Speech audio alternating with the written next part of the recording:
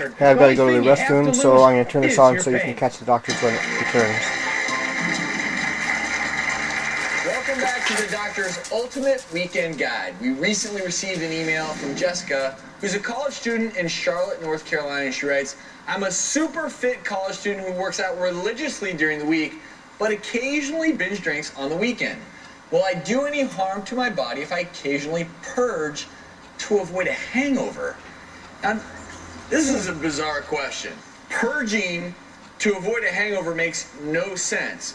Unless you've literally just chugged a beer and then are going to purge it, which still to me makes no sense.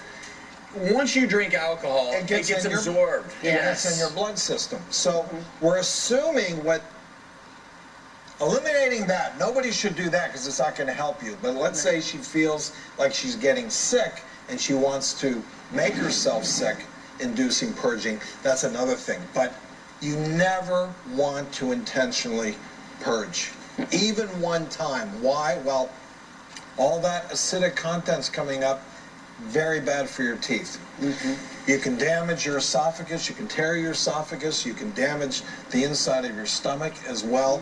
Chronic purging can lead to fluid imbalances, electrolyte imbalances, dehydration, so you never want to purge. And you know what? I'm sure there are college students out there, and this is a warning when we talk about possible college scenarios here in just a second, but if you're a college student and you're in a chugging contest and you're chugging and then purging, chugging and then purging, and I've heard of these things happening, don't do it. You're putting your health at risk. Big time. Well, I'm sure lots of parents do worry, of course, when their kids go off to college, and that includes our next guest. Join us now is Pamela. She says she's worried about her 19-year-old son, Christian, who's a sophomore in college. Pamela, welcome. Welcome. Thank you. I totally feel your pain as a mom with a son in college, too.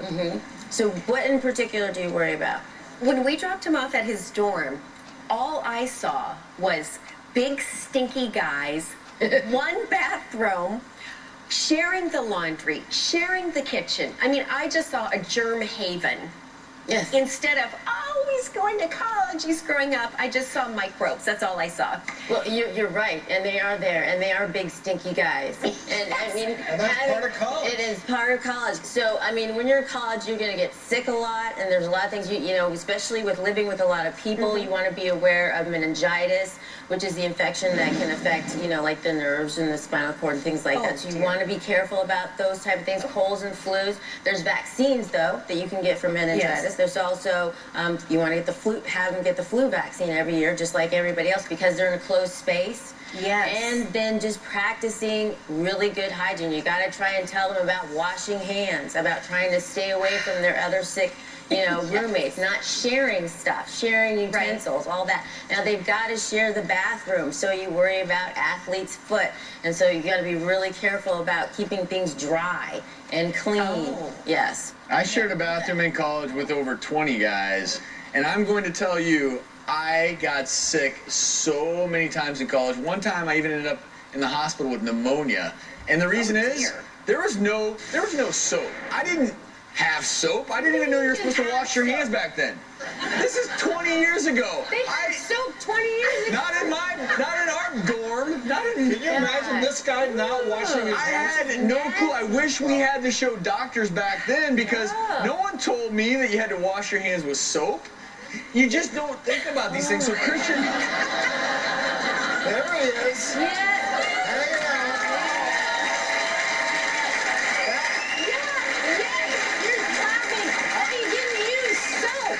Do you know, I actually bought 2 jars of soap, 2 pump bottles, and I thought, oh, I'm so embarrassed. Of course they know about soap. And then I hear this. they're gonna love that. So key here, get them vaccinated. Yes. Good hand hygiene, not only for your son, but his dorm mates as well. Yes. And there's also another issue people should pay attention to. Norovirus and other foodborne viruses, they can spread from contaminated food and water, sharing bathrooms like it happens so commonly in dorm rooms. This has been causing some outbreaks in colleges. According to the CDC, recent outbreaks on campuses have occurred in California, Michigan, and Wisconsin. So we just need to pay attention, prevent foodborne illnesses the same way you do the flu and the cold. vigilant hand washing, disinfect common areas, and then of course sick food workers need to stay home so they're not contaminating the food that they're preparing. And getting rest and not stressing over that's the tests. thing that I wanted to mention. I know it's wishful thinking. You want to make sure that your son's getting plenty of sleep, right? Sleep deprivation can be a problem in college, both a problem for your health and your report card. So you gotta It's just learn. part of the process of growing up and learning how to live independently. And men, I think it takes a little longer than Oh, women. you guys are so nasty. We Sorry. outgrow it though. Yeah. It just takes time. But Right. Pamela, thank you so much. Best of luck Thank to Christian. Coming up, how to get your inner kid back on the weekends, and later, why you should consider getting vaccinated for the flu right now.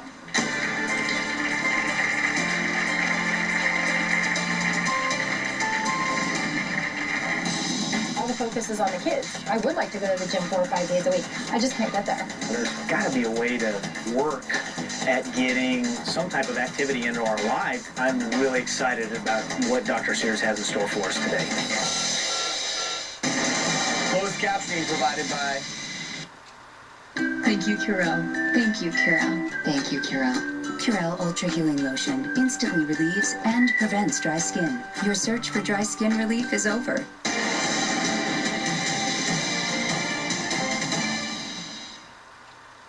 I'm Phil Mickelson, pro golfer. If you have painful, swollen joints, I've been in your shoes. One day I'm on top of the world. The next I'm saying, I have this thing called psoriatic arthritis. I had some intense pain. It progressively got worse. My rheumatologist told me about Enbrel. I'm surprised how quickly my symptoms have been managed. Because Enbrel suppresses your immune system, it may lower your ability to fight infections. Serious, sometimes fatal events including infections, tuberculosis, lymphoma, other cancers, and nervous system and blood disorders have occurred. Before starting Enbrel, your doctor should test you for tuberculosis and discuss whether you've been to a region where certain fungal infections are common. Don't start Enbrel if you have an infection like the flu. Tell your doctor if you're prone to infections, have cuts or sores, have had hepatitis B, have been treated for heart failure, or if while on Enbrel you experience persistent fever, bruising, bleeding, or paleness. Get back to the things that matter most. Good job, girls. Ask your rheumatologist if Enbrel is right for you. I'm a curious seeker. I am a chemistry aficionado.